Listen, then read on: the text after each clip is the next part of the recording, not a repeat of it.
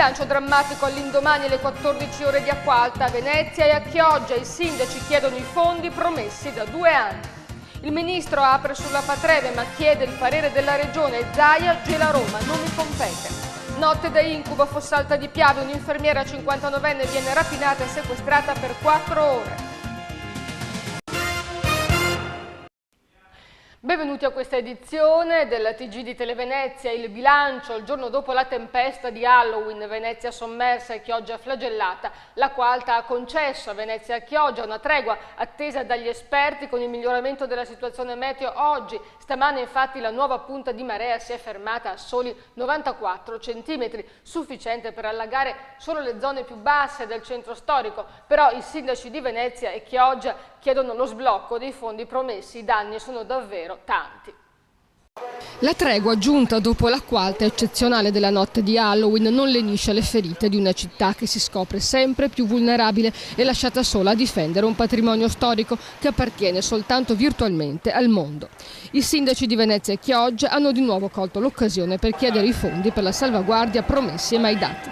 Venezia attende inutilmente da 2 anni 50 milioni da Roma per la manutenzione dei monumenti. Le fondamenta cominciano a cedere e il continuo processo di erosione messo in moto dalla marea non fa che peggiorare lo stato di degrado. Questa volta la marea eccezionale poi ha tenuto in scacco la laguna per 12 ore. Avrebbe dovuto, secondo le previsioni, durare soltanto un paio d'ore e di notte, quando le attività commerciali sono chiuse. E invece, dopo il 1,48 m, il 1° novembre, l'acqua è rimasta sopra i 130, trasformando in una piscina la zona delle mercerie, dove i negozianti hanno registrato molti danni. Tanta la merce da buttare. Acqua Alta anche in Piazzale Roma, crocevia fondamentale per la mobilità, dove ACTV tra 1000 difficoltà è riuscita ad imbarcare turisti e pendolari fino a Rialto. Il sindaco di Venezia, Giorgio Orsoni, è furioso con il governo che accusa di aver abbandonato la città, anche se attende con ansia l'inaugurazione del Mose, che ritiene fondamentale per la difesa di Venezia, a differenza del suo predecessore Massimo Cacciari, che invece ha sempre contestato l'utilità dell'opera. Fortunatamente si è alzato il vento di Bora non previsto, che al posto di quello di Scirocco ha spazzato via le nuvole e riportato il sole, anche se proprio la Bora è la causa della notte da incubo vissuta a Chioggia, dove l'acqua ha raggiunto il 1,68 m. Chioggia in ginocchio ha spinto il sindaco Giuseppe Cassona a scrivere al governo affinché sblocchi subito i fondi della legge speciale. Cassona ha chiesto lo svincolo di 40 milioni di euro dalle condizioni del patto di stabilità. Gli estesi allagamenti e le fortissime mareggiate che hanno eroso gran parte dell'Arenile, ma soprattutto l'acqua alta eccezionale 1,68 ha danneggiato abitazioni e attività commerciali. E in aiuto a Chioggia è accorso anche il leader storico del PD del comune e consigliere regionale Lucio Tiozzo, che ha chiesto alla Giunta la dichiarazione di stato di calamità per la cittadina e lo sblocco dei fondi della legge. E ancora sull'acqua alta, oggi è intervenuto il Consorzio Venezia Nuova sulla richiesta di aiuti con una nota dichiarando che le dighe mobili avrebbero salvato la città e i finanziamenti per il Mose dunque sono i finanziamenti per Venezia. Secondo il Consorzio, anche in occasione dei 2 colmi, Piazza San Marco avrebbe avuto poche polle d'acqua se il Mose fosse stato in funzione, solo intorno alle forine al centro della piazza, mentre la riva sul bacino non sarebbe stata sormontata. E l'ondata di maltempo non ha flagellato soltanto Venezia e Chioggia. A Jesolo una mareggiata ha divorato gran parte dell'Arenile e della Pineta. In piazza Manzoni il mare è arrivato dentro gli alberghi. Al Cavallino non è andata meglio, dove all'erosione del litorale causata dal mare mosso si è aggiunta l'alta marea e sono sprofondate le tombe nel cimitero di Treporti. Infine a Mestre una raffica di Bora ha abbattuto l'antica magnolia di Villa Querini che aveva più di 100 anni. E chiudiamo questa abbondante pagina dedicata all'acqua alta e parliamo dell'area metropolitana, un altro argomento molto forte, molto sentito in questi giorni. Luca Zaia risponde al ministro Patroni Griffi che ha aperto sull'ipotesi area metropolitana Patreve se la regione darà l'ok. Zaia ha spiegato che la regione non ha poteri su questa nuova istituzione. Intanto a Padova si sta muovendo di nuovo il sindaco Zanonato che non intende mollare sul fatto che Padova dovrebbe entrare nell'area metropolitana veneziana. Il sindaco di Padova, Flavio Zanonato, non demorde, vuole passare con la città metropolitana di Venezia e lunedì ha convocato i sindaci della provincia patavina per un confronto. Contatti anche con il sindaco di Treviso, Giampaolo Gobbo, che non ha fatto mistero di gradire un triangolo Patreve. L'area metropolitana avrà più competenze e autonomia rispetto alla regione, più fondi. Questo è ciò che muove Zanonato, assieme all'apertura per un ridisegno dei confini manifestata dal ministro della pubblica amministrazione Patroni Griffi. E la fusione della provincia di Treviso con quella di Padova potrebbe essere il primo passo verso il triangolo Patreve. Il ministro ha dichiarato però che ci vuole condivisione e quindi anche l'ok della regione Veneto. Un'approvazione, quella di Palazzo Ferrofini, che potrebbe non venire mai. La regione infatti si troverebbe schiacciata da una grande area urbana con poteri simili ai suoi in Laguna e un'altra macro regione come quella di Verona, a cui è stato aggregato il Polesine, e la città scaligera, si sa, è luogo di poteri forti. E proprio stamane Luca Zaia ha risposto al ministro di non avere alcuna competenza sull'area metropolitana e dunque non avrebbe il potere di decidere nulla. A Cacorner intanto c'è aria di smobilitazione. Se il decreto legge sul riordino delle province sarà approvato dal Parlamento, dal 1° di gennaio gli assessori della provincia di Venezia saranno lasciati a casa. Rimarrà in carica soltanto la presidente Francesca Zaccariotto, che dovrà traghettare l'ente verso l'area metropolitana con l'aiuto di soli 3 consiglieri. Saranno lasciati a metà progetti e lavori addirittura d'arrivo, in particolare le vertenze in carico all'ufficio del lavoro, finora seguite dall'assessore Paolino Danna, rischiano almeno per un anno, fino al gennaio del 2014, di essere trascurate. La città metropolitana potrebbe salvare i dipendenti della provincia di Padova. Lo ha detto oggi Paolo Giacono, consigliere provinciale del Partito Democratico Patavino, che ha lanciato l'allarme sostenendo che con la fusione Padova-Treviso e le scarse funzioni che saranno attribuite per legge alle province ci sarà un effettivo rischio di mobilità e licenziamento. Se invece decollerà l'area metropolitana Patreve ci saranno più funzioni e quindi saranno necessari più addetti. E ora cambiamo argomento, parliamo di sanità e allarme sanitario in Piazza San Marco. Troppi piccioni, lo denuncia l'associazione Piazza San Marco, che punta il dito sui venditori abusivi di granaglie provenienti dal Bangladesh. Un problema ciclico che torna spesso in Piazza San Marco e che sembrava fosse stato risolto con l'eliminazione dei venditori di granaglie, che però sono stati sostituiti appunto dai venditori abusivi. Secondo l'associazione il fenomeno è vistosamente aumentato dopo il 7 ottobre, data in cui i vigilantes San Marco Guardians hanno sospeso il servizio di controllo. I vigili municipali non hanno alcun strumento, dice l'associazione, per fermare gli abusivi, che anche se multati non pagano le sanzioni e dunque non rimane che una maggiore informazione ai turisti.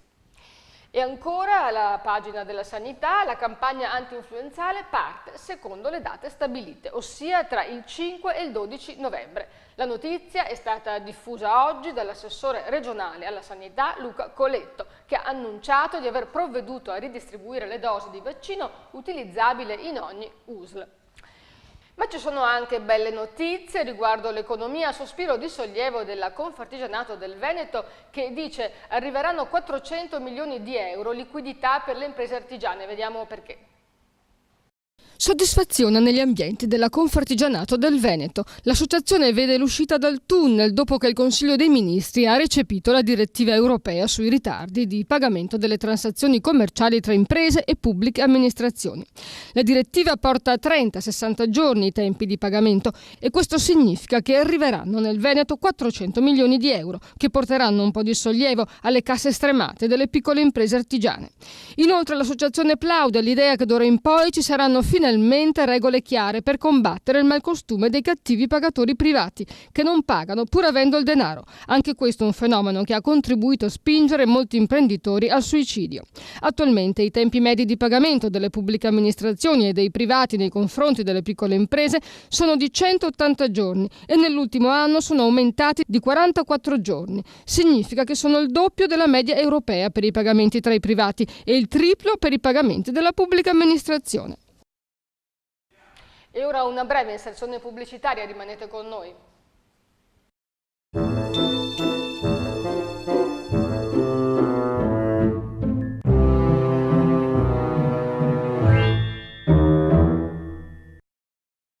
Il Noceto presenta Noce d'Oro, qualità superiore, sapore inconfondibile. Cerca il punto vendita più vicino a te su www.ilnoceto.it. E ora la cronaca nera, un'infermiera è stata rapinata in casa e poi sequestrata per 4 ore e alla fine abbandonata in un parcheggio della zona artigianale di Zenzon. Una serata da incubo, quella vissuta mercoledì sera dalla donna di 59 anni che vive in via della Costituzione a Fossalta di Piave. Verso le 20:15 della sera di Halloween si sono intrufolati nella sua casa 4 malviventi che le hanno intimato di aprire la cassaforte. La donna, vedova da poco, ha dichiarato che soltanto suo marito sapeva dov'era e loro hanno messo a soqquadro la casa fino a quando non l'hanno trovata. Poi hanno caricato lei e la cassaforte nell'auto e l'hanno portata fino a Zenzon e poi l'hanno abbandonata. E ancora altra cronaca nera, a Chioggia 4 romeni sono stati denunciati dai carabinieri con l'accusa di essere stati gli autori di una serie di furti in stabilimenti di sottomarina. I militari hanno recuperato nell'appartamento di uno dei 4 presunti ladri di età compresa tra i 20 e i 24 anni un vero e proprio magazzino di materiale rubato con televisori di ultima generazione, telefoni cellulari e un'ottantina di bottiglie di superalcolici e arnesi da scasso. E ora continuiamo con altre notizie da Venezia e poi da Treviso e Padova, perché per noi l'area metropolitana continua ad essere il triangolo Patreve. A Venezia, nel veneziano, le tecniche di furto si stanno evolvendo sempre di più e i cittadini faticano a difendersi. Niente più finestrini rotti. Oggi i furti nelle auto avvengono con l'ausilio della tecnologia elettronica, come è accaduto a Dolo, Mira e Campagnaluppia, dove i malviventi hanno aperto le auto senza dare nell'occhio, con un semplice telecomando. A farne le spese i pendolari che lasciano le auto nei pressi delle stazioni.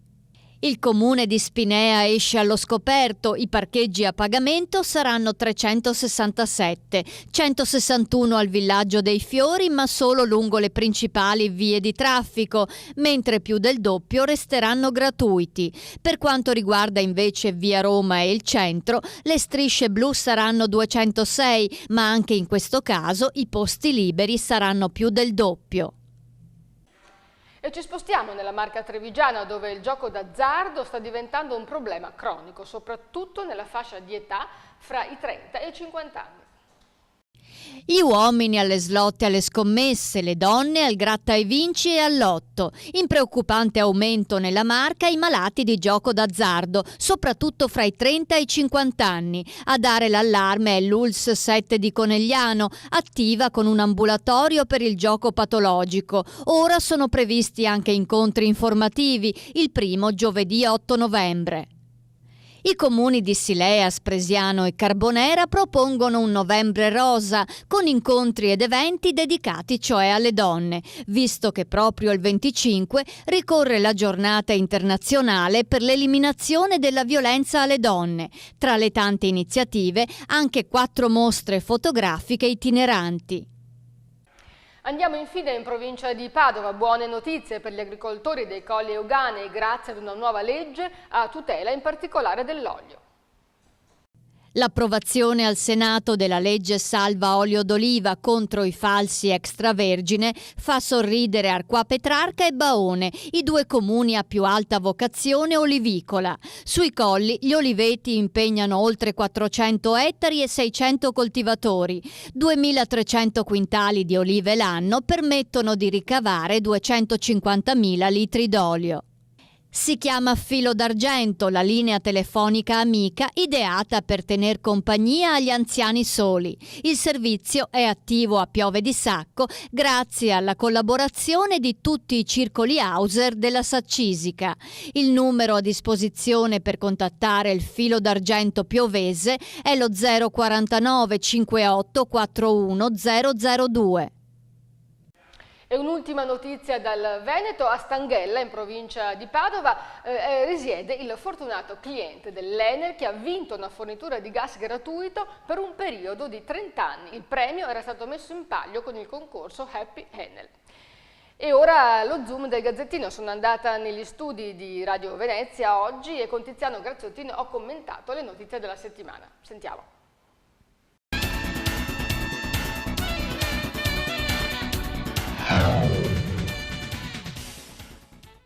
Siamo negli studi di Radio Venezia, accanto a me c'è Tiziano Graziottin. Ciao Tiziano. Buongiorno, ben ritrovati. Allora, le notizie della settimana della nostra rubrica, non possiamo non parlare dell'area metropolitana. È stato un colpo di scena. Ogni giorno in questa settimana ci sono state le novità e poi si è arrivati fulmine a ciel sereno a questo completo ridisegno della nostra regione.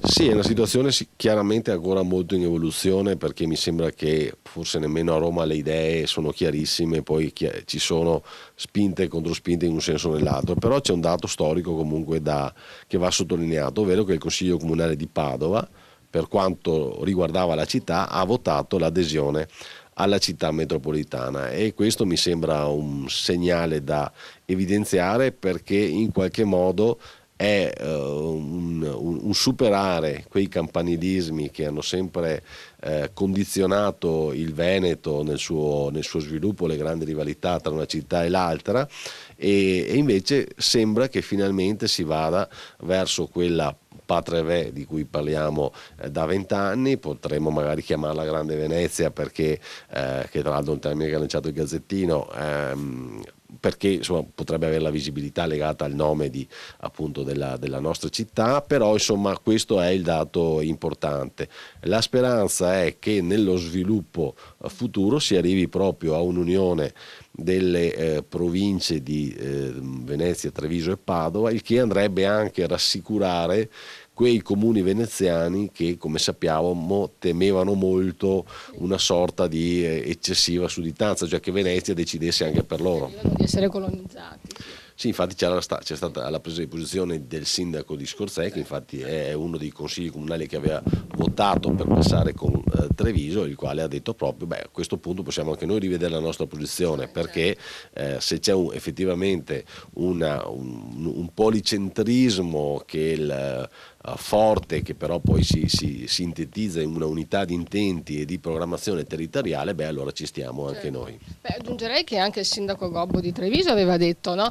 Che a differenza di tutti gli altri leghisti aveva detto che vedeva di buon occhio questa finalmente formazione di questo triangolo Patreve, che è stato osteggiato dalla regione perché teme, diciamolo, no? Che si formi una macro area che in qualche modo si opponga al potere della regione. Questo era il problema. Sì, tra l'altro il sindaco Orsoni lo ha detto chiaramente, insomma la regione si rassegni a questa evoluzione. Io credo che debba esserci, insomma, dovranno essere trovati pesi e contrappesi, perché poi non venga alla fine anche svuotata del tutto la regione, cioè questa è materia da tecnici, però per noi comuni cittadini credo sia importante ragionare in termini di un'area territoriale come quella di Treviso, Padova e Venezia, che già nei fatti c'è, perché abbiamo visto anche nel basket con la Reyer che andava a giocare a Treviso e che alla fine insomma non si è rivelato questo grande disagio, perché 20 chilometri per noi oggi possono essere tanti, ma se guardiamo qualunque città europea o americana sono distanze che fanno ridere, certo. E quindi c'è questa possibilità da sfruttare, va sfruttata bene. Senti, velocissimi perché abbiamo poco tempo. Allora, la Quarta, è stato veramente un 1° novembre terribile, perché oltre alla notte di Halloween poi la Quarta è rimasta per ben 12 ore a Venezia, quindi un disastro per Chioggia, poi mareggiati a Jesolo, il maltempo ha davvero distrutto la laguna. Sì, eravamo stati risparmiati nel 2011, mentre il 2010, come si ricorderà, è stato in realtà un anno terribile. 3 dicembre mi ricordo ancora, no? 1,37. Esatto, ma soprattutto quell'anno là, praticamente Piazza San Marco nel 2010 era andata sott'acqua un giorno ogni 2 di fatto.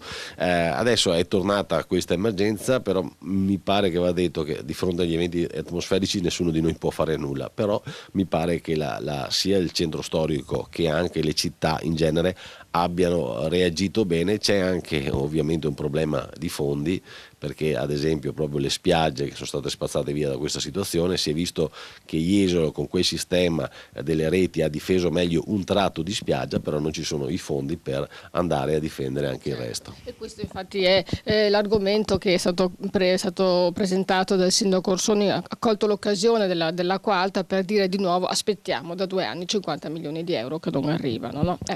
Parliamo Parliamo dell'IMU, in questi giorni non si parla d'altro. Sì, noi l'altro ieri abbiamo pubblicato proprio una tabella con i dati di tutti i comuni veneziani che evidenziano come purtroppo alla fine i comuni che pure avevano detto questa leva la terremo al minimo, in realtà molti comuni l'hanno alzata, le città di mare e il centro storico hanno bastonato, anche giustamente se vogliamo, le seconde case, diciamo privilegiando giustamente, ripeto, i proprietari di prime abitazioni, però il dato di fatto che è emerso molto bene da questa tabella è che effettivamente l'IMU inciderà di più di quanto incideva la vecchia ICI, almeno nel 90% dei casi. Senti, altro argomento, dobbiamo essere velocissimi perché abbiamo poco tempo. Morti sul lavoro, questa è l'altra notizia tragica di questa settimana, ce ne sono stati molti. Ma purtroppo c'è stata una recrudescenza, il caso anche per alcuni aspetti strano, diciamo, della morte dell'operaio, del tecnico manutentore di Veritas, ma poi c'è stato un altro incidente a Chioggia, un solaio che è crollato con 3 feriti di cui 2 gravi a Sottomarina. Insomma, è il segnale che l'attenzione purtroppo deve essere sempre alta e non basta mai quello che si dice, perché i dati sono sempre in aggiornamento e a fronte di episodi cicali poi ci sono queste impennate che lasciano tutti veramente raggelati. Sì, anche perché il tecnico di Veritas ha lasciato un bambino di 1 anno, no? Sì, quello che ha commosso tutti è che il bimbo compiva 1 anno proprio quel giorno. Bene, anzi male, concludiamo così questa nostra rubrica Lo Zoom del Gazzettino. Noi ci rivediamo venerdì prossimo, grazie a Tiziano e buon proseguimento. Arrivederci. E prima di passare al meteo, una notizia riguardante il fine settimana dedicato alla Grande Guerra che si terrà a Favaro, Veneto. Sarà inaugurata domani una mostra dedicata ai reperti della Grande Guerra, nell'ambito della quale sarà presentato il libro scritto da Sergio Tazzer, Il Piave racconta i ragazzi del 99. Domenica poi l'associazione Battaglia del Solstizio terrà la conferenza Baracca e l'aviazione sul Piave e chiuderà lo storico fine settimana il coro Serenissimo. E ora le previsioni del tempo.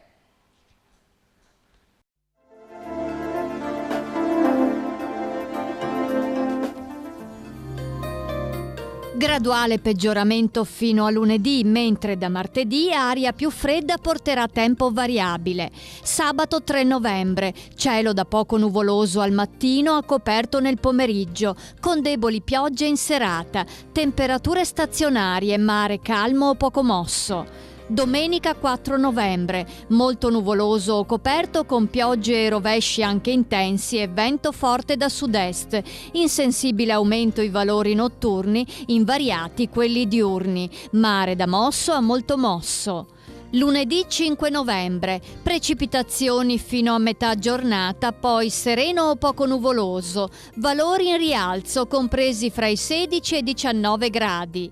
Martedì 6 novembre, nuvoloso con piogge di breve durata, temperature in discesa. La marea di sabato 3 novembre è sostenuta, la massima all'1 1,5 m, la minima alle 18,55 25 cm.